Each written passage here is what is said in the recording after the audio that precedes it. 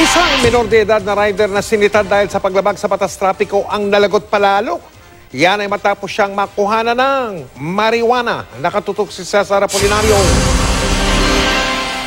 Sa kanto ng Kaunlaran Street at IBP Road sa Barangay Batasan Hills, Quezon City, inabutan ng mga nakamotorsiklong pulis ang menor de edad na rider na umano'y tumakas ng sitahin sa IBP Road matapos umano lumabag sa batas trapiko.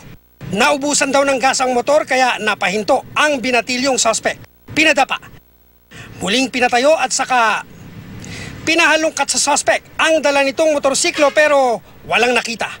Pero nang tingnan ang bulsa ng suot niyang shorts at jacket, isang plastic ng marijuana ang narecover. Agad siyang dinala sa estasyon ng pulisya. Dahil nakipaghabulan ng suspect, nabangga ang isang motorsiklo, sakay ang humabol na pulis. Hindi naman nasugatan ng pulis pero bahagyang nasira ang motor. Habang nag-checkpoint natin kapulisan, nilagpasan niya yung checkpoint. Hindi mapakali, parang kinakabahan. Yung pala meron siyang nandalang illegal na kontrabando. Tumanggi magbigay ng pahayag ang suspect. Sa kalye rin na aresto ang umano'y tulak ng droga sa barangay San Bartolome matapos makipagtransaksyon sa pulis na tumayong buyer kagabi. Hindi na nakapalag ang suspect na si Victorino Figueroa nang arestuhin matapos mabilhan ng 200 pisong halaga ng shabu.